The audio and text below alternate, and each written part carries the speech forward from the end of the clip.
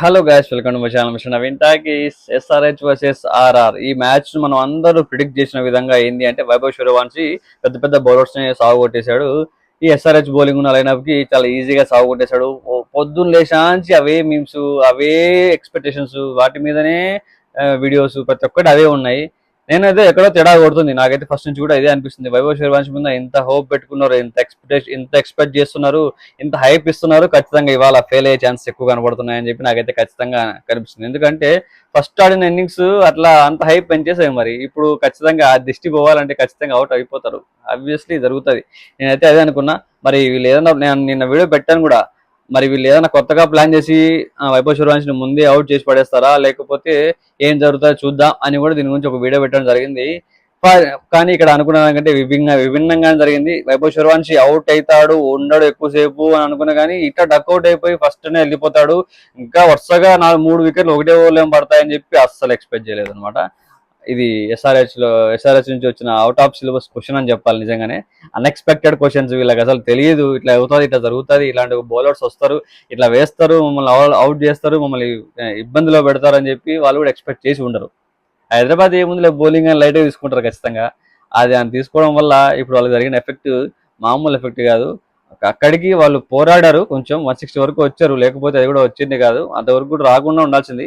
RG fans అందరూ 49 లోపల వీళ్ళని అలౌట్ చేస్తే బాగుంటుంది అని చెప్పి కోరుకోవడం కూడా జరిగింది అనమాట. ఆల్మోస్ట్ పవర్ ప్లే కూడా 5 వికెట్లు పడితే మరి మిగతాది 49 లోపల అలౌట్ అయిపోతే ఆర్సీబీ వాళ్ళ రికార్డు బ్రేక్ అయిపోతుంది కదా అని ఒక ఆనందం అనమాట. నేను కూడా ఆర్సీబీ ఫ్యానే. సో అదే ఆలోచన వచ్చింది. ఆ టైంలో మీమ్స్ కూడా అవే పడ్డాయి ఎక్కువ. మీమ్స్ చూస్తుంటే ఇన్స్టాగ్రామ్ ఓపెన్ చేసి అంతా కమాన్ ఎస్ఆర్హెచ్ కమాన్, మా 49 రికార్డ్ని బ్రేక్ చేయండి, మా 49 లోపల వాళ్ళని ఆల్అౌట్ చేసేయండి అని చెప్పేసి కొంచెం అవే మీమ్స్ రావడం అది చూసి నవ్వుకున్నాను అనమాట. సో జరుగుతుందేమో అని చిన్న హోప్ వచ్చింది. బట్ తర్వాత తగులుకున్నారు మన ఫెరీరా అండ్ ఫెరీరా బాగా గట్టిగా తగులుకున్నాడు. ఇద్దరి మధ్య వచ్చిన పార్ట్నర్షిప్ ఏదైతే ఉందో వాళ్ళని 160 వరకు తీసుకెళ్ళింది అనమాట. అంత బాగా ప్లే చేశారు కాబట్టి వాళ్ళు 160 వరకు వెళ్ళారు. ఎస్ఆర్హెచ్ గెలిచిన 2 మ్యాచ్లు కూడా 200 పైన రన్స్ కొట్టారు. 200 పైన రన్స్ తో పాటు 160 దగ్గర ఇద్దరిని కూడా ఆల్అౌట్ చేయడం జరిగింది అనమాట. కోల్కతాతో జరిగిన మ్యాచ్ లో కూడా 160కి ఆల్అౌట్ చేశారు. ఇక్కడ కూడా 160 దగ్గర ఆల్అౌట్ చేశారు అనమాట. కాబట్టి ఇంటర్ రేట్ కూడా బాగానే వచ్చింది. ఆల్మోస్ట్ 50-60 రన్స్ తర్వాత గెలవడం జరిగింది. ఫస్ట్ మ్యాచ్ కూడా, ఈ మ్యాచ్ కూడా. కానీ ఇది ఇంతవరకు వచ్చిండాల్సింది కాదు, ఇంకా ముందే వీళ్ళు ఆల్అౌట్ అయిపోవాల్సింది. ఆ 2 వికెట్లు పడిపోయింటే ఖచ్చితంగా ఆర్ఆర్ చాలా ఇబ్బందులు పడేది తొందరగా. అసలు 49 లోపల అవుట్ అయ్యే ఛాన్స్ ఉన్నప్పటికీ, కొంచెం అటు ఇటుగా పోయినప్పటికీ కూడా 100 లోపలనే ఈజీగా అవుట్ అయిపోయేటోళ్ళు. నెట్ రేటింగ్ వీళ్ళకి ఇంకా గట్టిగా వచ్చిండేది. ఆర్ఆర్ వాళ్ళకి నెట్ రేట్ పడిపోయిండేది. ఇప్పుడు ఆర్ఆర్ వాళ్ళు ఆల్మోస్ట్ 2.5 నుంచి 0.8కి వచ్చారనమాట నెట్ రన్ రేట్. చూడండి ఎంత తగ్గిపోయిందో ఆల్అౌట్ అవడం వల్ల, అంత తక్కువ రన్స్ కి. కాబట్టి నట్టు పాపులర్ 5 వికెట్లు ఇచ్చారు. ఇవన్నీ చాలా చాలా ముఖ్యమైన విషయాలు. ఈ గ్రౌండ్ లో అసలే ఇది హై స్కోరింగ్ గ్రౌండ్, పిచ్చ కొట్టడానికి అవకాశం ఉంటుంది. అలాంటి గ్రౌండ్ లో వైభవ్ సూర్యవంశి అవుట్ అవుతారని చెప్పి ఎవరు ఎక్స్పెక్ట్ చేసినారు. ప్రతి ఒక్కరు కొడతారు. ఎస్ఆర్హెచ్ ఏముంది లేదు, చాలా మంది పెట్టడం కూడా, మీరు హైదరాబాద్ వరకు రావడం ఎందుకు, మ్యాచ్ మీకు స్ట్రెయిన్, మేమే పాయింట్లు ఇస్తాం, వెళ్ళిపోండి ఎందుకు ఊరికి అని చెప్పేసి కూడా దాని మీద మీమ్స్ చేయడం జరిగింది అనమాట. ఇంత బాగా వేశారు కాబట్టి ఇంత హైప్ ఇచ్చిన తర్వాత ఖచ్చితంగా మాత్రం దిష్టి తగిలి రియాక్షన్ ఖచ్చితంగా ఉంటాయని చెప్పాలి. అవుట్ ఆఫ్ సిలబస్ బౌలింగ్ వచ్చేసరికి వైభవ్ సూర్యవంశి కూడా ఎక్కువసేపు ఆడలేకపోయాడు, ఎక్కువసేపు డక్అవుట్ అయిపోయాడు. తర్వాత కంటిన్యూస్ గా అదే ఓవర్లోనే 3 వికెట్లు పడ్డాయి. వరుసగా టాప్ 3 బ్యాట్స్మెన్స్ మొత్తం వెళ్ళిపోవడం జరిగింది. తర్వాత వచ్చిన వాళ్ళు ఎవరు కూడా నిలబడలేదు. ఇద్దరు తగులుకోవడం వల్ల 160 వరకు స్కోర్ వచ్చింది ఆర్ఆర్ బ్యాటింగ్. లేకపోతే అది కూడా వచ్చిండేది కాదు. సో ఇది ఆర్ఆర్ యొక్క బ్యాటింగ్ సిచ్యువేషన్. అది అవుట్ ఆఫ్ సిలబస్. అసలు ప్రఫుల్ ఇంగే, అలాగే షకీబ్ హుసేన్, వీళ్ళిద్దరూ అవుట్ ఆఫ్ సిలబస్ బౌలర్స్ అనమాట. ఇన్ని రోజులు హైదరాబాద్ కి జరిగిన మ్యాచ్లు అన్నింటిలో కూడా బౌలింగ్ అలాగే ఉన్నారు. యాక్చువల్ గా హర్షల్ పటేల్, మన జయదేవ్ ఉన్నది కత్తు, వీళ్ళిద్దరు బౌలింగ్ వేసేవాళ్ళు. Senior bowlers, experience bowlers, slow balls వేస్తారు, మంచిగా వికెట్లు దిగల సత్తా ఉంది అని వీళ్ళ మీద ఎక్స్పీరియన్స్ ఎక్కువ పెట్టుకుని వీళ్ళనే పెట్టుకునే వాళ్ళు. ఈ కొత్త బౌలర్స్ కి అవకాశం ఇవ్వలేదు మరి. కానీ ఈ రోజు ఇచ్చిన ఈ కొత్త బౌలర్స్ అవకాశాన్ని చాలా గట్టిగా గ్రాప్ చేసుకున్నారని చెప్పాలి. వీళ్ళని ఇంకా హైదరాబాద్ టీం నుంచి తీసే సత్తా కానీ, తీసేంత ధైర్యం కానీ ఎవరు చేయరు. అంత మంచి పర్ఫామ్ చేశారు, అంత మంచిగా వికెట్లు తీశారు, అవసరమైన టైంలోనే పర్ఫామ్ చేశారు, తీసుకున్నందుకు పర్ఫామ్ చేశారు.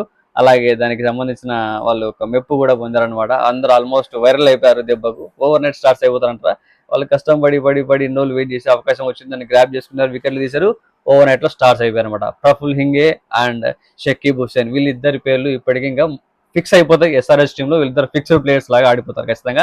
నేను దాంతో అయితే నో డౌట్. అంత బాగా పర్ఫామ్ చేశారు. ఇద్దరు 24 వికెట్లు వేశాడు. ప్రఫుల్ హింగే పవర్ ప్లేలోనే ఫస్ట్ ఓవర్ వేశాడు. ఫస్ట్ ఓవర్ వేయగానే 3 వికెట్లు తీశాడు. అదే వైభవ్ సూర్యవంశీ, మన ఓపెనింగ్ జైస్వాల్, అలాగే ఇంకొకడు జురేల్, వీళ్ళు ముగ్గురికి పోవడం ఒకటే ఓవర్లో అస్సలు మామూలు విషయం కాదు. ఆ తర్వాత హుస్సేన్ నెక్స్ట్ సెకండ్ ఓవర్లో ఇంకో వికెట్ తీశాడు. ఇలా వికెట్లు తీసుకుంటూ పోవడం చాలా అద్భుతంగా అనిపించింది నిజంగా చెప్పిన. ప్రఫుల్ హింగే 4 వికెట్స్, తర్వాత వీళ్ళిద్దరు 4 వికెట్లు తీసి హైదరాబాద్ ని మ్యాచ్ విన్ అయ్యేలాగా వీళ్ళే తోడ్పాటు చేశారనమాట. చాలా బాగా అనిపించింది. అలాగే మనకు హైదరాబాద్ బ్యాటింగ్ సైడ్కి వస్తే ప్రతి మ్యాచ్ ఆల్మోస్ట్ వాళ్ళు 200 స్కోర్ కొడుతున్నారు, సత్తా ఉంది. అభిషేక్ శర్మ ఫస్ట్ లోనే అవుట్ అయిపోయాడు.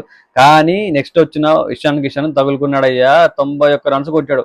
లాస్ట్ ఇయర్ కూడా ఇషాన్ కిషన్ ఇదే ఆర్ఆర్ మీద 100 సెంచరీ చేశాడు ఒకటి.